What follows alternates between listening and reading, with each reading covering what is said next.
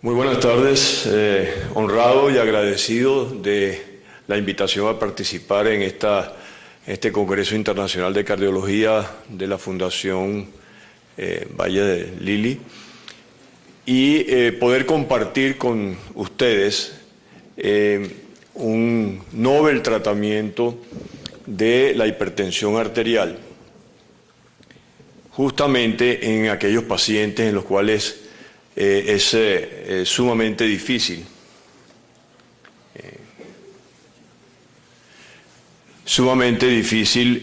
lograr ese control. Como ustedes pueden ver en esta primera lámina, una buena cantidad de los pacientes hipertensos no son tratados, hasta un tercio de ellos. 35%, o sea, otro tercio, están tratados pero no están bien controlados. Y apenas un tercio, un poco más, son aquellos que están bien tratados y bien controlados. La hipertensión arterial no tenemos que decirle que es la causa principal de consulta cardiovascular, la que todos ustedes van a ver y van a tener que participar en el tratamiento.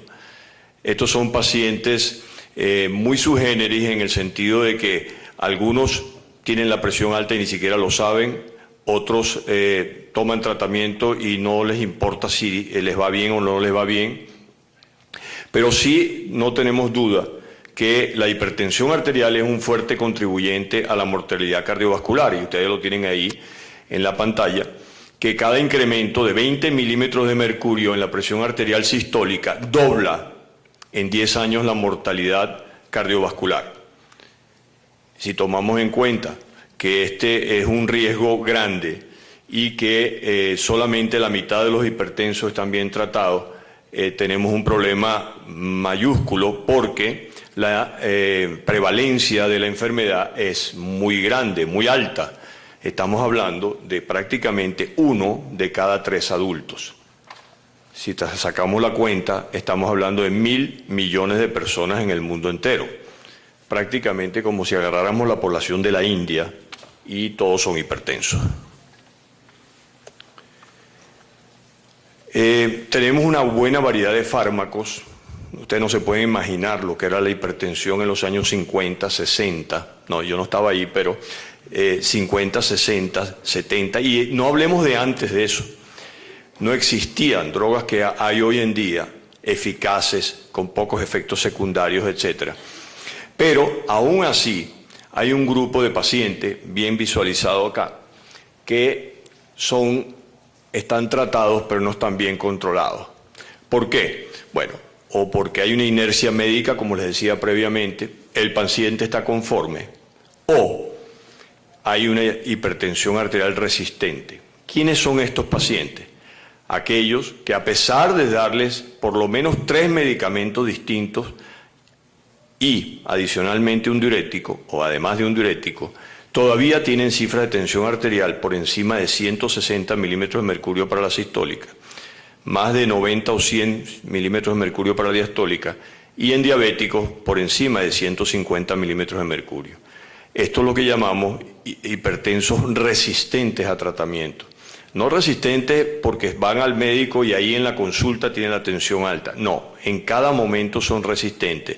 Y esta es la base del tratamiento actual de esos pacientes que son resistentes o que cuestan muchísimo, 4, 5, 7 medicamentos para lograr cifras adecuadas. Bueno, la conexión simpático-renal, o sea, el papel del sistema simpático en la génesis, mantenimiento, producción o empeoramiento de la hipertensión arterial, es bien conocido y bien establecido de que el sistema nervioso simpático está metido ahí.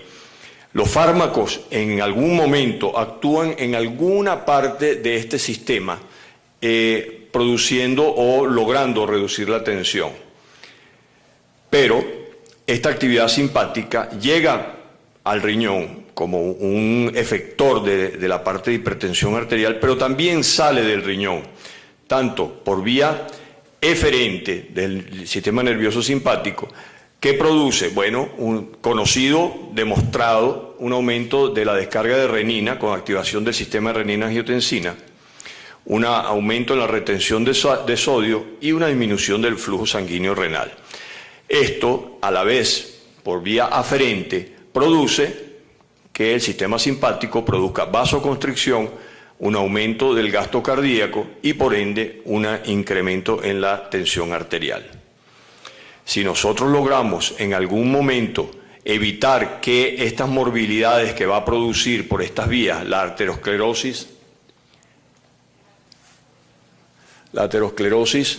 o la hipertrofia, la arritmia o la falla cardíaca por este lado, si nosotros logramos en alguna forma evitar que esto ocurra, pues nosotros podemos disminuir la presión arterial. Esto se lograría con una denervación, evitar que los nervios eferentes, aferentes actúen en alguna forma y eviten que lleve esa información que produzca la hipertensión arterial. Esto está validado desde el punto de vista histórico. La denervación renal no es nada nuevo, todo lo contrario, es muy viejo. Desde el año 1931 ya se hacían experimentaciones de simpatectomía para reducir las cifras de presión arterial. Ahí lo tiene el laboratorio de fisiología de la Universidad de Harvard, pero no solamente en fisiología, en el tratamiento quirúrgico, haciendo simpatectomía lumbar para reducir las cifras de tensión arterial y desde hace muchísimos años atrás. Esto funcionaba, no hay duda que funcionaba. Los que lo conocieron, vivieron o conocieron de esto, de esta terapéutica, lograba una disminución de la presión arterial, pero con una morbilidad muy significativa. Muy significativa, pues imagínense producir una denervación prácticamente de la cintura hacia abajo. Por otra parte, la pregunta es, bueno, ¿una denervación hace que el riñón funcione normalmente? Bueno, sí, sí lo funciona. Y esto también se sabe de hace mucho tiempo. Se sabe que los riñones trasplantados siguen funcionando perfectamente en el recipiente donde son colocados y que, a pesar de que no tienen inervación, mantienen exactamente igual todo el equilibrio hidroelectrolítico del sujeto, y que se demostró en estos estudios de a la cabeza John P. Merrill, uno de los pioneros del trasplante y de la nefrología a nivel mundial, que se establece que el componente simpático del control a nivel renal es más bien una saturación del sistema más que una regulación fina. Bueno, con estos conceptos, ¿por qué se tardó tanto? Bueno, por los factores que hemos hablado, que apareciera algo que pudiera provocar una denervación renal. No hay un medicamento que lo pueda hacer. Los nervios simpáticos llegan al riñón por esta vía a nivel de la columna torácica distal y la inicial lumbar, y se van arborizando a nivel del riñón para hacer su efecto. Y lo pueden ver en histológico aquí, cómo están alrededor, prácticamente pegados a la adventicia del riñón, y ahí van ellos llegando hasta el nivel intrarrenal. Entonces, si existiera algo que pudiera evitar, que pudiera quemar, vamos a decir, o inutilizar esos nervios a nivel renal, pudiera ser efectivo en toda esta cascada, esta consecuencia de la hipertensión arterial. Esto se comenzó hace varios años en un sistema en el cual se puede, por radiofrecuencia, apoyando un electrodo sobre la pared de la arteria renal, como se hace a nivel cardíaco para la ablación de arritmia, lograr que esos nervios sean afectados de tal forma que no puedan llevar más los impulsos y provocar una denervación renal, por supuesto que sea bilateral. Una compañía, Ardian, comenzó o logró el objetivo de un mecanismo a través del cual, con un electrodo aplicando radiofrecuencia, de hacer este mecanismo. Y eso es lo que ha llevado a la posibilidad de hacer una denervación renal para el tratamiento de la hipertensión arterial. Ahora vamos a echar el cuento completo. Esto comenzó con una experimentación, por supuesto, muy prolongada en animales de experimentación, y después de hacer la denervación, que fue muy cuidadosamente escogida en cuanto a la cantidad, al voltaje, a la potencia que se estaba haciendo, etcétera, el tiempo, y se logró que primero lograrlo y segundo demostrar que era seguro. Con angiografías y patología a la semana, al mes, a los 2 meses, a los 6 meses, no observando nunca un problema luminal en las arterias tratadas, es decir, no se hacía daño a el endotelio ni a la media, que apenas a veces tenía un poquito de lesión fibrótica, pero que no era extensa. De ahí se pasó a los estudios en pacientes, en seres humanos. Primero fueron los estudios para ver si era seguro, el Simplicity, que han oído y van a seguir oyendo porque sigue progresando. El Simplicity 1 fue en humanos, los primeros estudios. Consiguieron esos estudios pilotos después que se supo que era seguro. Aleatorios, el Simplicity de hipertensión 2, que ya fue hecho en Europa y en Estados Unidos, en Europa y en Australia, y en el cual se demostraba que era factible y que era mejor que no hacer nada. Ahora está el Simplicity 3 aleatorio en los Estados Unidos, y lo que también es bien interesante es que se han comenzado estudios en otras áreas donde pudiera ser importante el sistema simpático y que una denervación sería efectiva, como lo son la insulinoresistencia, la insuficiencia cardíaca y el síndrome cardiorrenal, que van a oír más tarde, la apnea del sueño, entre otras. ¿Quién no ha tenido un paciente bajito, gordito, hipertenso, diabético, con apnea del sueño, con resistencia a la insulina probablemente? O sea, ese es un paciente que pudiera ser muy beneficiado de todo punto de vista con lo que sería una denervación renal. Esto ha sido bien sustentado, ha sido publicado, porque ha habido un poco de resistencia en cuanto a si esto funciona o no, pero lo tienen en números. El Simplicity 1, el estudio piloto en 153 pacientes, demostró al cabo de 6 meses, 12 meses, 2 años, una reducción significativa de la presión arterial, tanto sistólica como diastólica, en esos pacientes tratados con denervación renal. Cuando se hizo en forma aleatoria el Simplicity 2, que le demostré previamente, aquí tienen una reducción de 32 milímetros de mercurio promedio en la sistólica, 12 de la diastólica, comparado con aquellos pacientes controles en los cuales no se le hizo denervación. Esto ha durado. Una de las preguntas fue, ¿sirve en el tiempo o es que se regeneran de nuevo esos nervios simpáticos y comienza otra vez el problema? No. Aquí lo tiene, 1 mes, 3 meses, 6 meses, 1 año, año y medio, 2 años, y sigue la tendencia a bajar la presión sistólica y la presión diastólica, o por lo menos se mantienen bajas. Esto ha llevado ya a 3 años. Esto se presentó en el Colegio Americano en marzo del año pasado en Orlando, de este año, perdón, en Orlando. Se van a presentar 4 años en marzo, y aquí tienen, al cabo de 3 años, sigue esta reducción significativa en esos pacientes en las cifras de tensión arterial. Nuestro registro, el cual aquí tienen los primeros 30 días, estos son los primeros 40 pacientes en Venezuela, ahora hay más de 130, los cuales mostraron también al mes una reducción significativa, y en este próximo, la reunión del Colegio Americano de Cardiología de este próximo marzo, se va a presentar el efecto a los 6 meses, y ha habido también una reducción significativa. Los cambios no solamente en la presión, como les dije, hay disminución, hay una mejoría en la tolerancia glucosada de estos pacientes a los 60 minutos y a los 120 minutos. Lógico, porque la actividad simpática tiene mucho que ver en diferentes sectores. Ahora bien, esto es presentación, hay una prueba científica también de que está funcionando, porque el bajar la tensión puede tener muchos factores. Pueden ser placebos, etc. La prueba científica se puede hacer en 2 formas. Uno, midiendo la actividad simpática, la cual es medible, medirla a nivel de la actividad nerviosa músculo-simpática, a nivel periférico. Y también se puede medir la noradrenalina o norepinefrina a nivel de las venas renales, a nivel de orina. También nos puede dar una idea. Y los estudios han dado a favor de esto. ¿Cómo?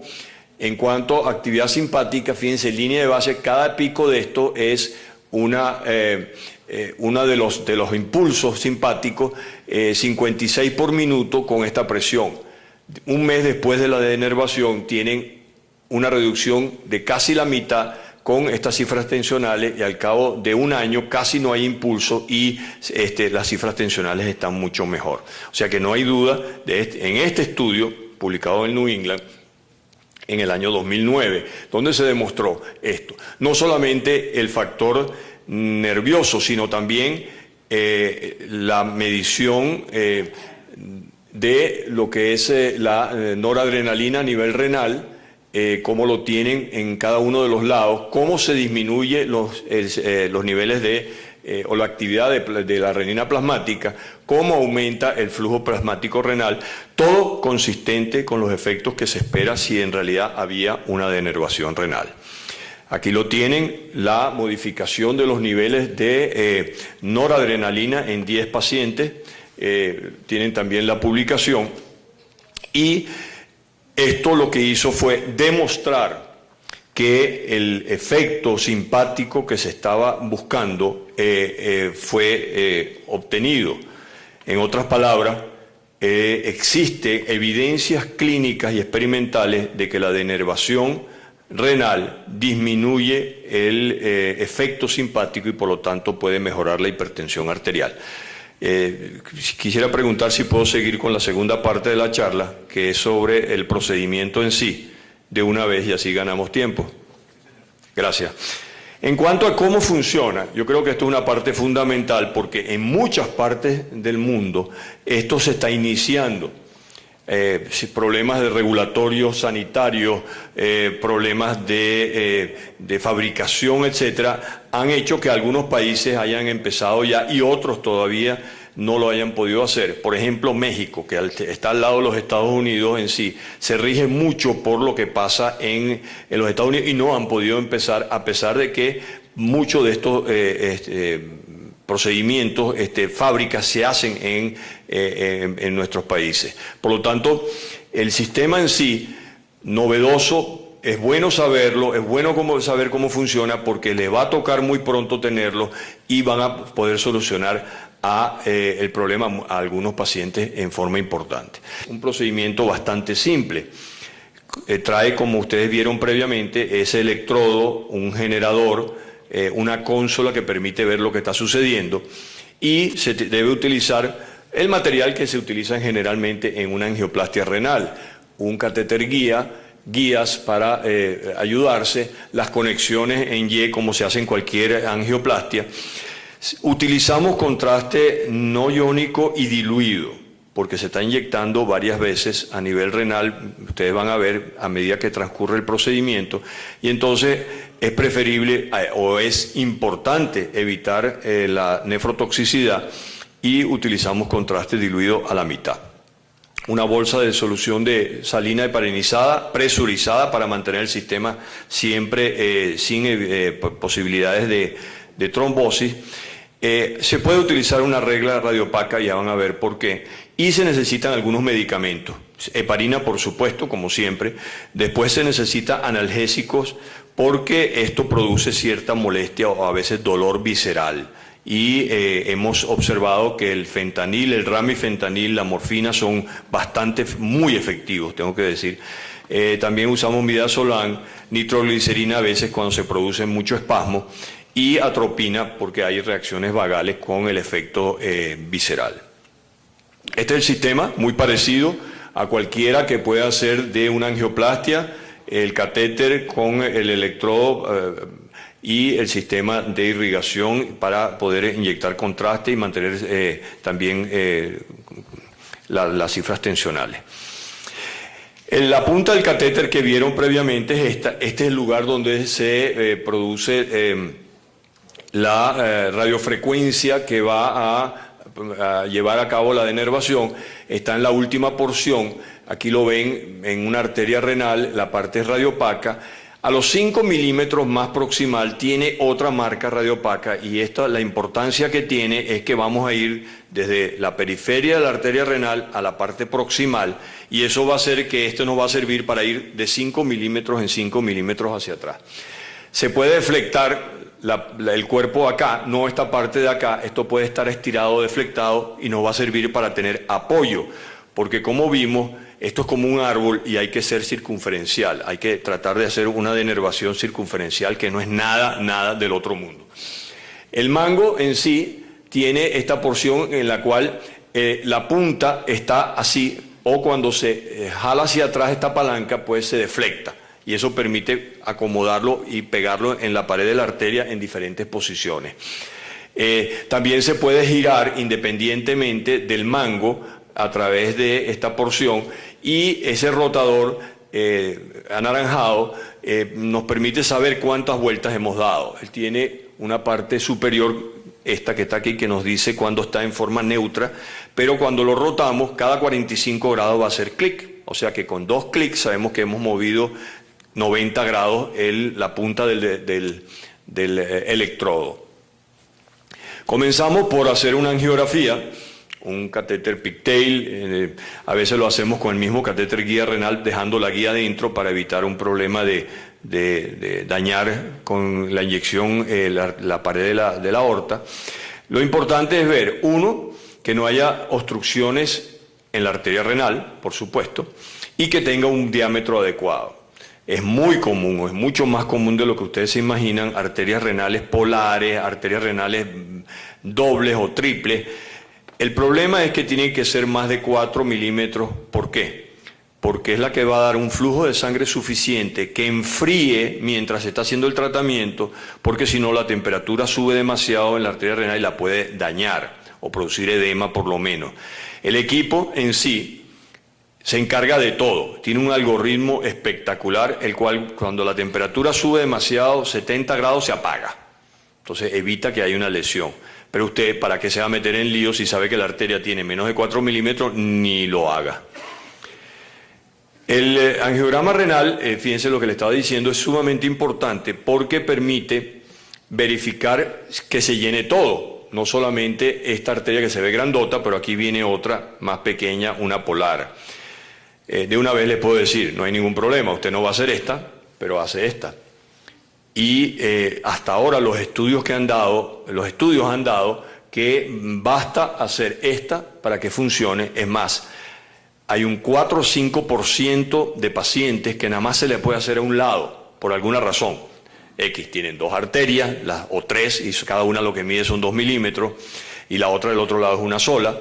Un paciente tiene un aneurisma renal en un lado y evitó que se pudiera hacer ese lado. Otro paciente tiene una lesión aterosclerótica, otro tenía un stent ya puesto. Entonces, se ha hecho de un solo lado, y les voy a decir, funciona también de un solo lado. ¿Será placebo? Bueno, nadie sabe todavía, no hay suficiente caso. Las vistas angiográficas oblicuas también son importantes porque alargan la arteria. Acuérdense que la arteria va de la aorta hacia atrás, hacia el riñón, y a veces haciendo la oblicua del mismo lado, usted alarga la arteria y la puede ver mejor, como están viendo allá, con proyecciones oblicuas. El catéter guía, generalmente un catéter guía renal corto, de 45 o 50 centímetros, pero también se pueden usar otros tipos de catéteres con punta diferente de acuerdo a cómo es la morfología de la arteria, cómo nace la arteria renal de la aorta. A veces es bastante inclinada y hay que usar un catéter, por ejemplo, el que usamos coronario mamaria interna. Pero generalmente el catéter guía, con la ayuda de una guía, es fácil o es posible meterlo dentro de la arteria y ya con eso poder hacer el procedimiento.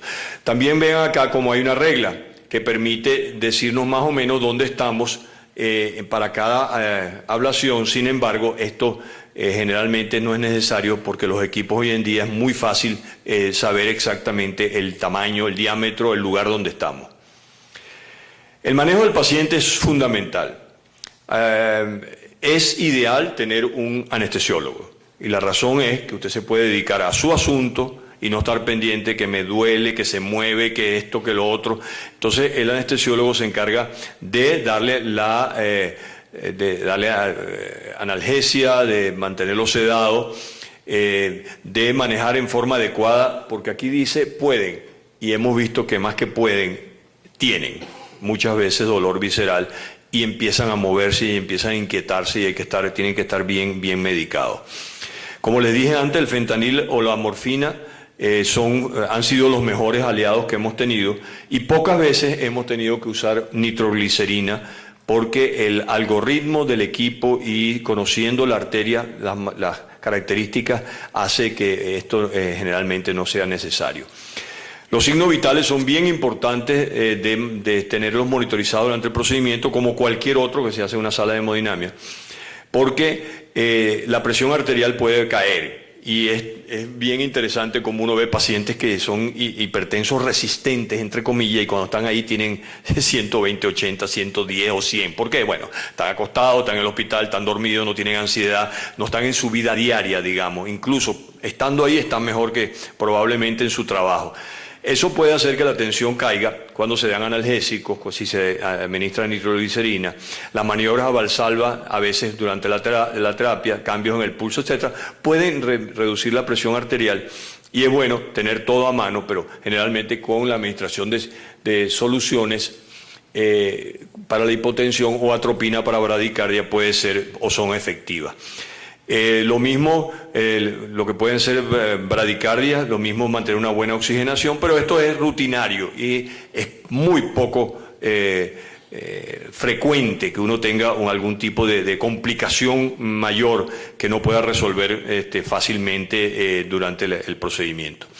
Como lo decía antes, esa orientación especial de los nervios simpáticos a nivel renal permiten que uno pueda hacer una denervación por radiofrecuencia si logra, vamos a decirlo folclóricamente, quemar esos nervios. ¿Qué se hace?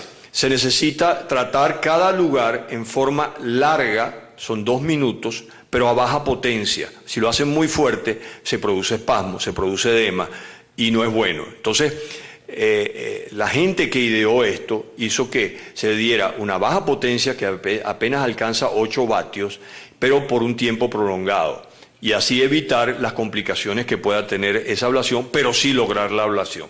Entonces, se comienza por el lado distal, generalmente se hacen 4 a 6 por cada arteria renal y se va en una forma circunferencial. O sea, anterior o posterior, inferior, de nuevo anterior o posterior, superior. Y la última es sumamente importante, hacerla ostial superior. ¿Por qué? Porque por ahí es donde están pasando o entrando a la arteria renal todos los nervios simpáticos. Por lo tanto, es el sitio ideal para terminar con un lado. 5 milímetros, como dije al principio, entre cada una para evitar estar haciéndolo y dañar la arteria en el mismo lugar. Y ir de la parte distal hacia la parte proximal, buscando siempre, nosotros hacemos siempre los anteriores y posteriores antes, porque no son los más fáciles de hacer, por lo tanto, mientras más rápido los hagas, sales de ellos y puedes hacer el inferior y el posterior. Se va jalando a medida que se va haciendo y simplemente el procedimiento se inicia, introduciendo a través del catéter guía el electrodo con el mango que tiene la parte posterior, que no, se debe utilizar en esta forma y no empujarlo desde acá, porque se ha visto que se han doblado y se han partido y dejan de funcionar. Y así es como se ve cuando hace una inyección ese electrodo ya en la parte más distal. ¿Qué significa la parte más distal? La que está antes justamente de la bifurcación de la arteria renal. Si llegara a ser esto una rama muy pequeña y esta seguir siendo de 6, 7 milímetros, se puede hacer esta. Pero realmente es suficiente comenzando desde la bifurcación hacia atrás. ¿Y cómo se va haciendo? Se posiciona el catéter y se pone el electrodo en el sitio de tratamiento más distal, como le dije, y se puede utilizar la palanca como para pegarlo bien de la pared. Ese buen contacto es el fundamental para que funcione. Si no hace contacto, no funciona. Ahora, ¿cómo sabe uno que sí hace contacto? Con la impedancia que nos da el mismo electrodo. Y eso lo vamos a ver en un momento. Por ahora, lo que le voy diciendo es que el contacto es muy importante, que se va desviando y se va rotando a medida que se va haciendo para llevarlo de la parte distal a proximal. Ahí tienen un ejemplo, un buen contacto a este nivel, también un buen contacto, pero fíjense que aquí la deflexión es así, aquí la deflexión es así. pero no importa, es este electrodo que tiene que estar conectado con la arteria renal. Esto es demasiado. Si ven esto es porque se ha hecho demasiado, se ha empujado demasiado y no es conveniente. Ahí tienen ejemplos de los lugares, aquí tienen inferior, superior. Esto podría ser un buen contacto y uno no sabe si está anterior o posterior. Esos son los que necesitan un mayor cuidado. Usted tiene dos electrodos y los está viendo. Vamos a ponerlo de este lado, lo está viendo con cierta distancia.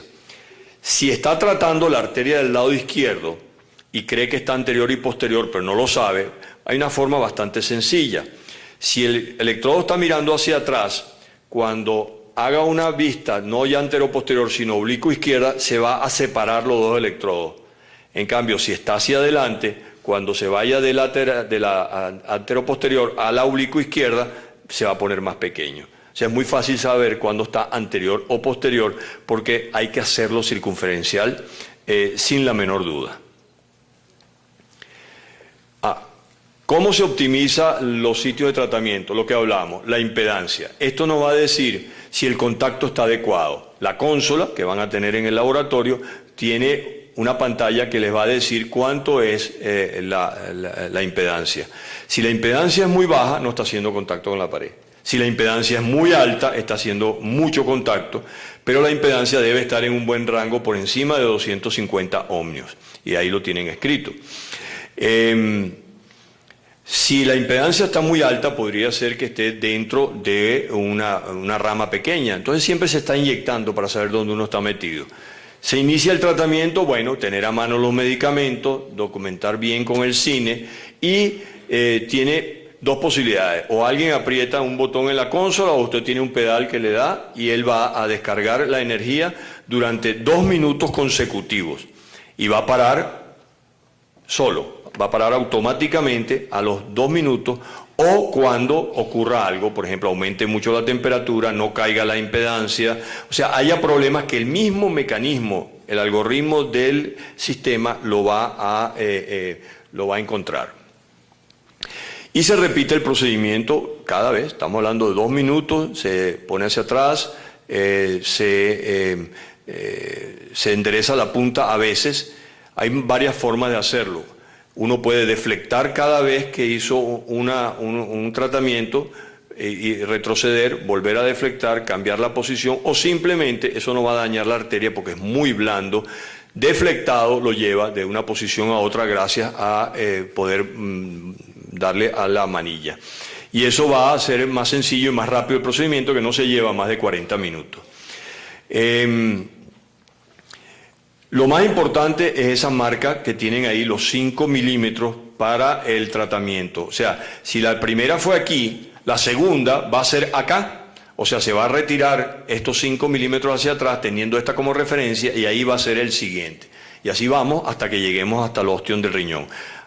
Pueden hacer 10, si es muy largo, no hay ningún problema. Mínimo 4. Cuando se finaliza un lado, bueno, se estira la punta, se saca, se limpia, se ve bien, se hace un angiograma de que todo está bien, se confirma de que hay una buena anticoagulación y se repite el procedimiento en el lado contralateral. ¿Qué áreas se deben evitar? Se deben evitar las que tengan una lesión. Por ejemplo, aquí hay una estenosis de la arteria renal, evitamos estar en ese sitio con estenosis.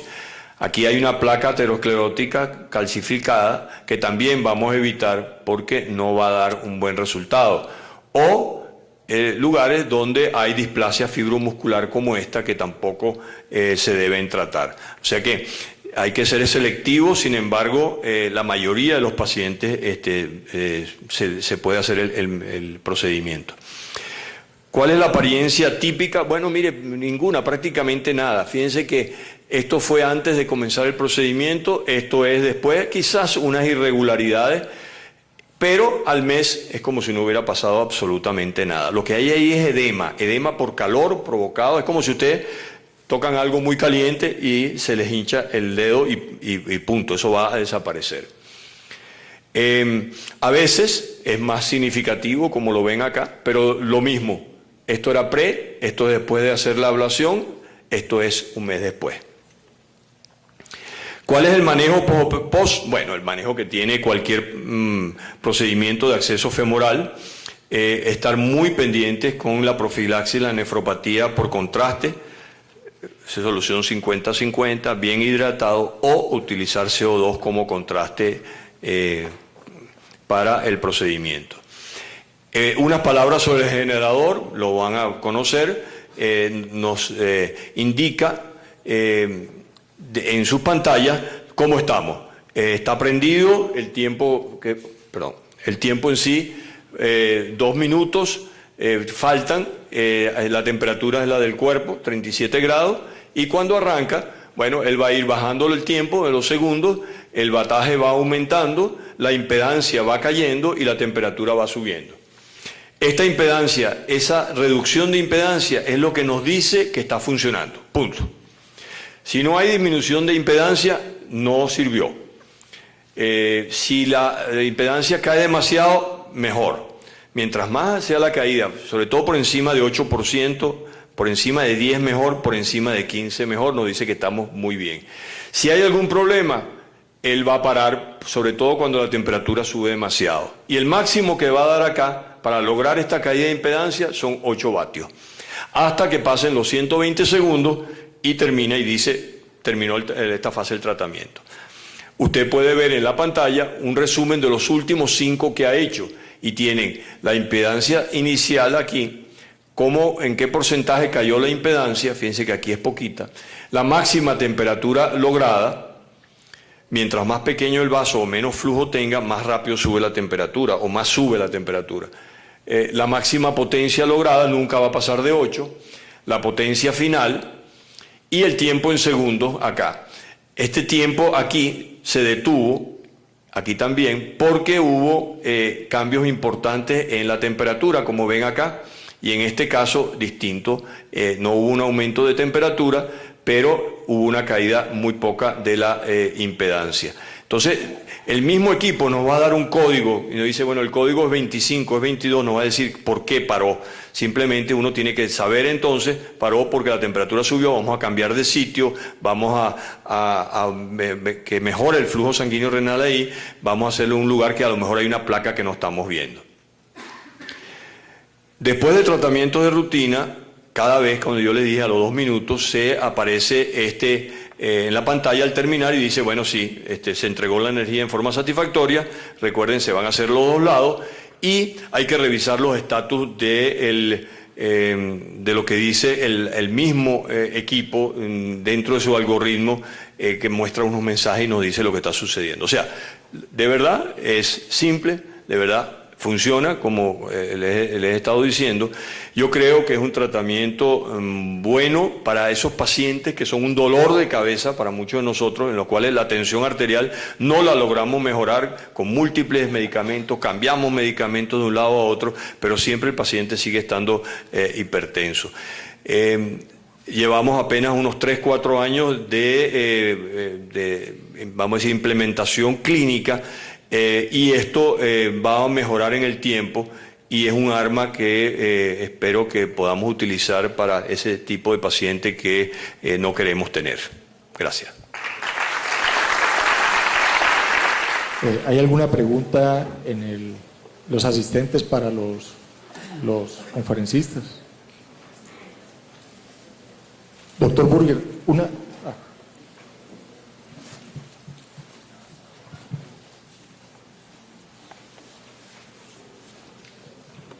Buenas tardes. Bueno. ¿Qué porcentaje de disecciones arteriales se vieron en los procedimientos? Hasta ahora hay 1. El mismo, diría, complicación que pudiera tener cualquier paciente que se le haga una angiografía renal. Claro, aquí hay un catéter guía más grande. Esto es 6 French, de paso. Es lo que se requiere de tamaño. Se vieron un poco más de complicaciones vasculares porque al principio requería ser de 8 French. Entonces ya con 6 prácticamente cae en la rutina de procedimientos vasculares por vía femoral. Y hasta ahora solamente hay una disección que no hubo que hacerle nada. No se trató, se dejó así. Pero no hubo necesidad ni siquiera de ponerle un stent o algo, se observó y se fue y se curó solita, como pasa con la mayoría de ellas cuando no es muy larga, ¿no? y de microinfartos, de embolismos distales? Bueno, es muy difícil saberlo porque no se ve en la angiografía, no hay hematuria microscópica, entonces pudiera verlo, pero yo creo que no. Yo creo que en los estudios experimentales en animales sí se buscó, desde el punto de vista histológico, si había alguna evidencia de infarto y no se encontró porque el paciente está bien heparinizado. Esto no es un tratamiento que esté provocando ninguna lesión a nivel del endotelio y yo creo que no hay por qué esperar que tengan tipo de infarto. Quizás maniobras cuando hay dificultad en canular la arteria, que tenga que meter una guía y la guía entonces ya llega muy distal y ahí empieza a haber lesiones, ahí sí pudiera ser que ocurra algún... Pero realmente no pasa nada. Doctor Burger, ¿qué porcentaje... Aquí estoy. Ok. Bueno, ¿qué porcentaje de pacientes vuelven a ser hipertensos? ¿Perdón? Se les vuelve a subir la presión. Bueno, como vimos en la estadística, el 90% de los pacientes la tensión baja. Queda un 10% de pacientes que o no bajan completamente no bajan suficiente o quedan igual. Más hipertensos no, van a quedar igual en todo caso. Esto no les va a provocar ningún problema. Sin embargo, hay un porcentaje de pacientes que no mejoran con la ablación y hay que esperarlo. ¿Quiénes son? Aquellos en los cuales la hiperactividad simpática sea la más baja. Presumiblemente deberíamos hablar que mientras la persona es mayor en edad debería tener menor respuesta y los pacientes más jóvenes sean los más beneficiados. Resulta que no, que lo que hay de registros hasta el momento ha sido prácticamente igual. Ha sido beneficioso o no beneficioso, tanto igual en las personas jóvenes, hombre, mujer o los mayores. O sea que por el momento no se sabe. Hay una cosa muy importante, que es que uno no sabe en el momento qué pasó, porque esto no baja la tensión de inmediato, como cualquier procedimiento que tenga que ver con sistema simpático. Esto no ya sale el paciente ese mismo día normotenso. Esto se va a llevar días, semanas o meses. Entonces, la única manera de saber si eso se hizo bien es haciéndolo bien. O sea, constatando de que se hizo por lo menos 4 veces en cada arteria renal, de que bajó la impedancia, porque es la única forma, hasta el momento, hoy en día, de saberlo. Quizás en el futuro tengamos, con la experiencia, mecanismos de saber cuál paciente va a ser efectivo, primero, que es el ideal. Segundo, si fue efectivo. Y si se puede hacer de nuevo si no es efectivo. Hasta ahora no hay respuesta para eso.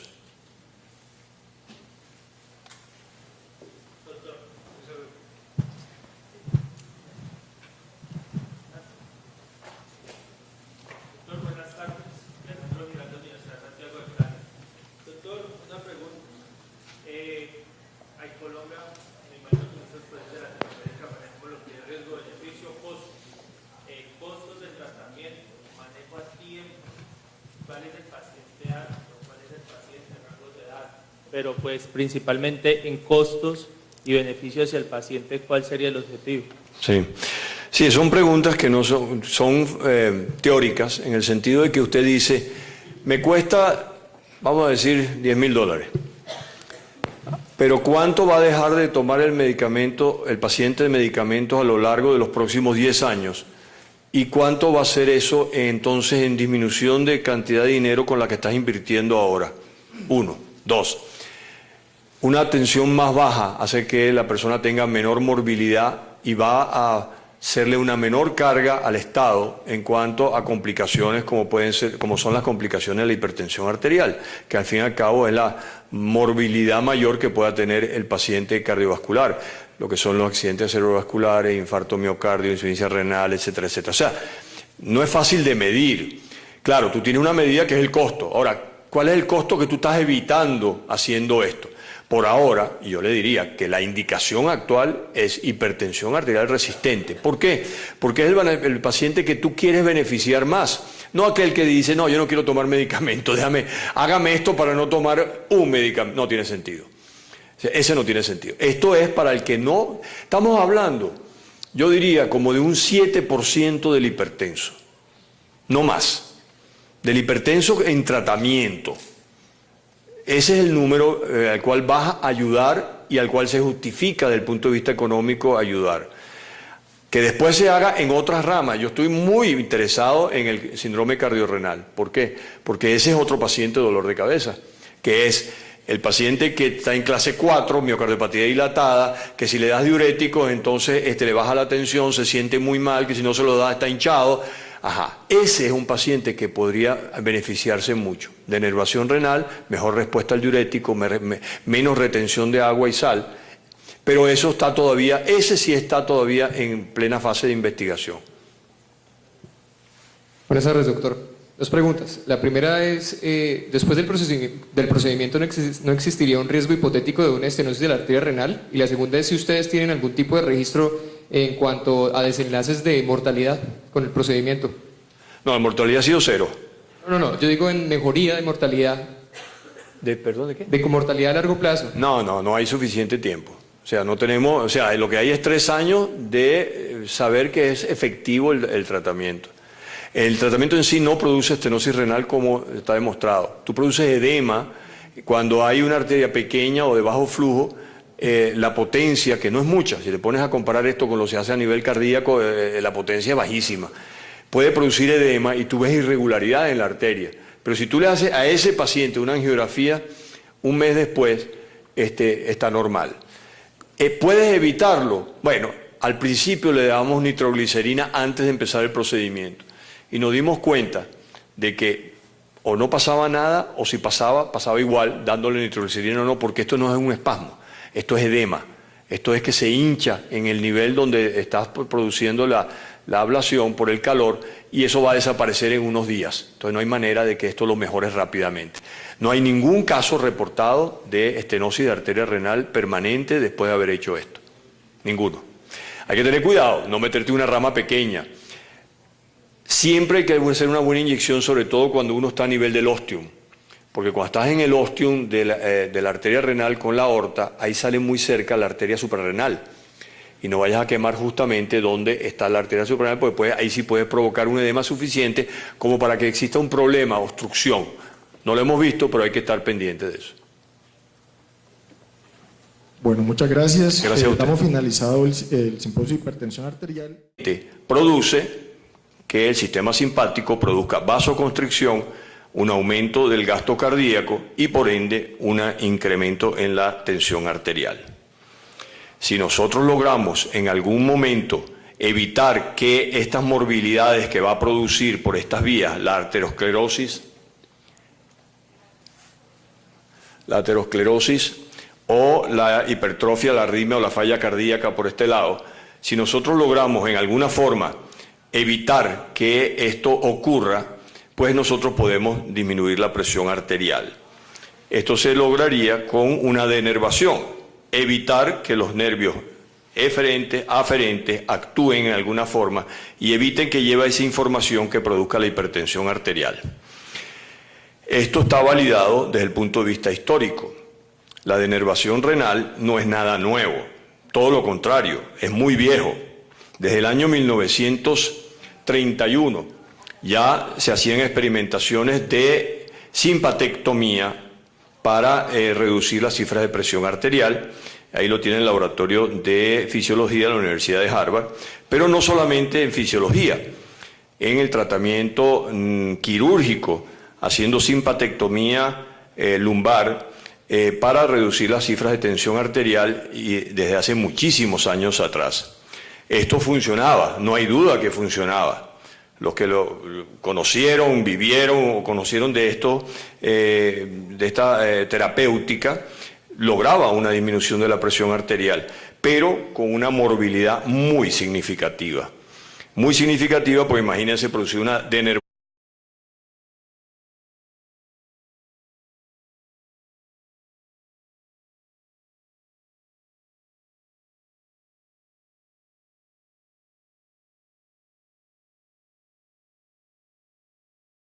Muy buenas tardes, honrado y agradecido de la invitación a participar en este Congreso Internacional de Cardiología de la Fundación Valle de Lili y poder compartir con ustedes un novel tratamiento de la hipertensión arterial. justamente en aquellos pacientes en los cuales es sumamente difícil.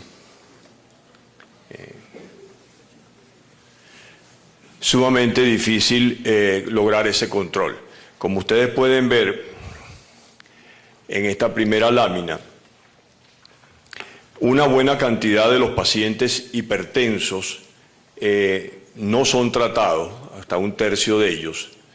35%, o sea, otro tercio, están tratados pero no están bien controlados. Y apenas un tercio, un poco más, son aquellos que están bien tratados y bien controlados.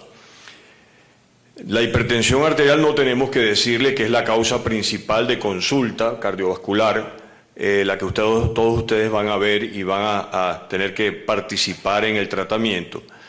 Estos son pacientes muy sui generis en el sentido de que algunos tienen la presión alta y ni siquiera lo saben, otros toman tratamiento y no les importa si les va bien o no les va bien, pero sí no tenemos duda que la hipertensión arterial es un fuerte contribuyente a la mortalidad cardiovascular, y ustedes lo tienen ahí en la pantalla, que cada incremento de 20 milímetros de mercurio en la presión arterial sistólica dobla en 10 años la mortalidad cardiovascular. Si tomamos en cuenta que este es un riesgo grande y que solamente la mitad de los hipertensos están bien tratados, tenemos un problema mayúsculo, porque la prevalencia de la enfermedad es muy grande, muy alta. Estamos hablando de prácticamente 1 de cada 3 adultos. Si sacamos la cuenta, estamos hablando de 1.000 millones de personas en el mundo entero. Prácticamente como si agarráramos la población de la India y todos son hipertensos. Tenemos una buena variedad de fármacos. Ustedes no se pueden imaginar lo que era la hipertensión en los años 50, 60. No, yo no estaba ahí, pero 50, 60, 70. Y no hablemos de antes de eso. No existían drogas que hay hoy en día, eficaces, con pocos efectos secundarios, etc. Pero aún así hay un grupo de pacientes, bien visualizado acá, que están tratados pero no están bien controlados. ¿Por qué? Bueno, o porque hay una inercia médica, como les decía previamente, el paciente está conforme, o hay una hipertensión arterial resistente. ¿Quiénes son estos pacientes? Aquellos que, a pesar de darles por lo menos 3 medicación prácticamente de la cintura hacia abajo. Por otra parte, la pregunta es, bueno, ¿una denervación hace que el riñón funcione normalmente? Bueno, sí lo funciona. Y esto también se sabe de hace mucho tiempo. Se sabe que los riñones trasplantados siguen funcionando perfectamente en el recipiente donde son colocados, y que, a pesar de que no tienen inervación, mantienen exactamente igual todo el equilibrio hidroelectrolítico del sujeto, y que se demostró en estos estudios a la cabeza John P. Merrill, uno de los pioneros del trasplante y de la nefrología a nivel mundial, que se establece que el componente simpático del control a nivel renal es más bien una saturación del sistema más que una regulación fina.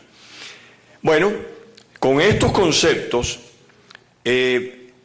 ¿por qué se tardó tanto? Bueno, por los factores que hemos hablado, que apareciera algo que pudiera provocar una denervación renal. No hay un medicamento que lo pueda hacer. Los nervios simpáticos llegan al riñón por esta vía a nivel de la columna torácica distal y la inicial lumbar, y se van arborizando a nivel del riñón para hacer su efecto. Y lo pueden ver en histológico aquí, cómo están alrededor, prácticamente pegados a la adventicia del riñón, y ahí van ellos llegando hasta al nivel intrarrenal. Entonces, si existiera algo que pudiera evitar, que pudiera quemar, vamos a decir, o inutilizar esos nervios a nivel renal, pudiera ser efectivo en toda esta cascada, esta consecuencia de la hipertensión arterial. Medicamentos distintos y, adicionalmente, un diurético, o además de un diurético, todavía tienen cifras de tensión arterial por encima de 160 milímetros de mercurio para la sistólica, más de 90 o 100 milímetros de mercurio para la diastólica, y en diabéticos por encima de 150 milímetros de mercurio. Esto es lo que llamamos hipertensos resistentes a tratamiento. No resistentes porque van al médico y ahí en la consulta tienen la tensión alta. No, en cada momento son resistentes. Y esta es la base del tratamiento actual de esos pacientes que son resistentes o que cuestan muchísimo, 4, 5, 7 medicamentos para lograr cifras adecuadas. Bueno, la conexión simpático-renal, o sea, el papel del sistema simpático en la génesis, mantenimiento, producción o empeoramiento de la hipertensión arterial es bien conocido y bien establecido de que el sistema nervioso simpático está metido ahí. Los fármacos en algún momento actúan en alguna parte de este sistema produciendo o logrando reducir la tensión.